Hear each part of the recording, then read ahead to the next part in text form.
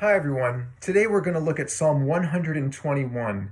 It's a beautiful psalm that's often read at funerals and in Shiva houses because of its uplifting message. I'll read two verses in English and then the two corresponding verses in Hebrew through all 8 verses of this psalm.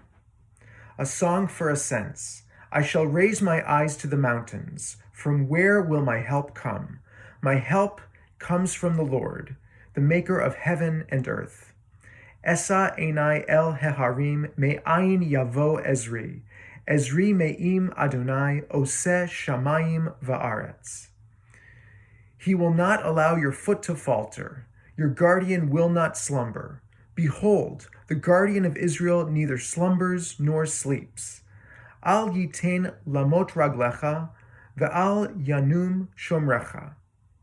Hine lo yanum velo yishan, Shomer Israel. The Lord is your guardian. The Lord is your shadow. He is by your right hand. By day the sun will not smite you, nor the moon at night. Adonai shomrecha, Adonai tzilcha, al yad yaminecha. Yomam hashemesh lo yikaka, v'yareach balayla. The Lord will guard you from all evil. He will guard your soul. The Lord will guard your going out and your coming in, now and forever. Adonai yishomrecha mikol ra, yishmor et nafshecha. Adonai yishmor tzetecha uboecha me'ata v'yad olam. Okay, let's take a closer look at this psalm. The first 2 verses are in the first person, as if the psalmist himself is asking, I'm looking to the heavens, from where will my help come? And the second verse, and really the rest of the psalm, after the first 2 verses, which are in the second person, it's almost as if the first 2 verses are being uttered by the psalmist himself, and then the rest of the psalm is a response, an emphatic response to the psalmist, that his help will come from God, who is described as Shomer Israel, the guardian of Israel. The image of looking up to the mountains is a beautiful one. It probably refers here to the mountains of Zion, of Jerusalem themselves. Of course, Jerusalem is surrounded by hills. So it's a powerful image that God is in God's city, Jerusalem. That's an extra comforting concept. So also there's the image of God as being the Ezer, the helper. This appears in the first 2 verses, a helper in the sense that God is offering God's protection. The idea comes up again in the last verse. God is a helper in the sense that God will cause you to come into contact with no harm. But the more emphatic version, I think, of God as protector comes in the following verses, and where God is described as a shomer. The Hebrew word shamar, which means to protect or to guard, appears in verses 3 through 8 a total of 6 times. I mean, that's really a repeated, emphatic concept that God is the protector of Israel. And again, it's that emphatic response to the first question of the psalmist, from where will my help come? And it's not just that the Hebrew verb shomer is used here. God is specifically Shomer Yisrael. God is the protector of Israel. God is intimately linked to us and is protecting us and is looking out for us. Now then, in the next verses 5 and 6, it says that God will neither slumber nor sleep. Lo yanum velo yishan. So why this image of sleepfulness in describing God? In the ancient Near East, the pagan gods were sometimes described as sleeping. It was sort of an anthropomorphic idea, humanizing the gods, making them more accessible to the pagan worshippers. We have this image in the story of Elijah when he has a showdown with 250 of the prophets of Baal. This is in the book of Kings, where it's a challenge to see which God is more powerful, which God will respond, Baal, the pagan god, or the God of Israel. And the priests of Baal go first. They're trying to arouse their god to do, incredible things, and nothing's happening. And so Elijah taunts them in a great image, and he says, "Scream louder and dance more. Maybe your God is sleeping and you need to wake him up." So again, this is the image that was very common in the ancient Near East, and it would have been readily accessible to the ancient readers of this psalm. So unlike the pagan gods, our God is lo yanum velo yishan. Our God doesn't slumber. Our God never takes a nap, and our God certainly doesn't go into a full deep sleep. The idea is that our God is always 24/7 Shomer Israel. Our God is always watching over us and protecting us.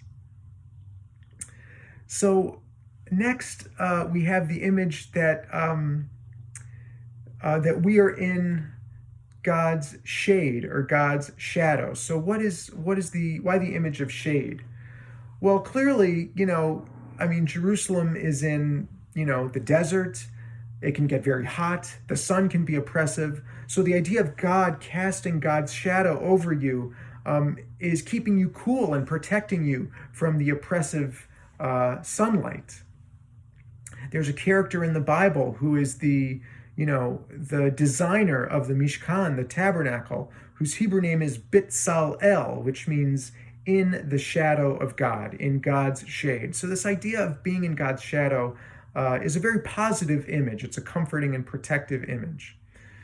And then we also say that God will be at your right hand.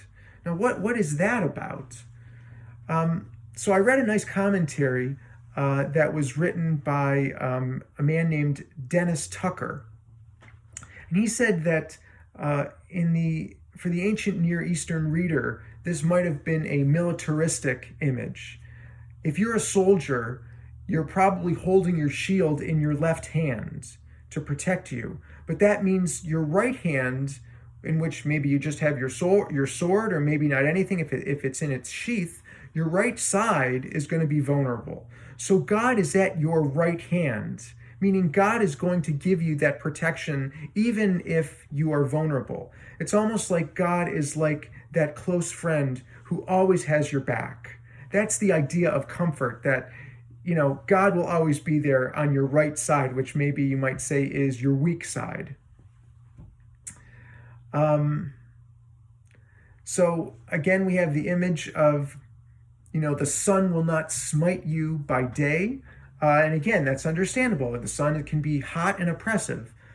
But then it says, nor the moon by night. Well, does that make sense? I mean, how does the moon smite you? It's certainly not like the sun.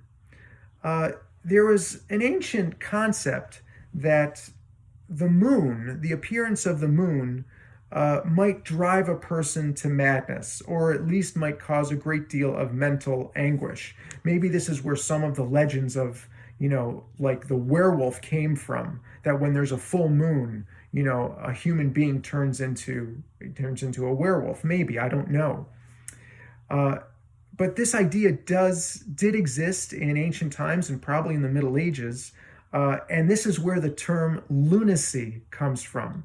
Someone who is a lunatic is someone who is crazy. And that, lunacy, lunatic, and lunar are intimately connected.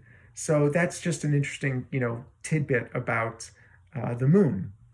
Again, the theologian Dennis Tucker notices that the idea of the sun will not smite you by day nor the moon by night is what we call a merism, that it's not just about the sun and the moon, it's just about two opposites being brought together in the same phrase that gives a sense of totality, the totality of God's protection, that neither when it's day or when it's night, at no time will God's protection cease. And the psalm ends with the idea of, God is your shomer, tzetecha uvoecha, whenever you go out and whenever you come in. And again, it's the same concept that it's a kind of merism, that going out and coming in are opposites, and the implication is that all of the time God is your protector and God will watch over you. We have this same concept in the book of Deuteronomy. It's a verse that only has 6 words, and it's so eloquent and simple, but very powerful and beautiful. And it just says, in all the ways that we will be blessed, Baruch atah b'voecha, uvaruch atah b'tzeitecha. You will be blessed in your coming in, and you will be blessed in your going out. It's the opposite order of what we have in the psalm, but it's the same idea that coming in or going out, you will always be blessed because God is with you. And for this psalm, Psalm 121, God is Shomer Israel. Such a powerful, beautiful psalm. It's only 8 verses, but there's so much packed in there. I hope that you enjoyed it. Thank you.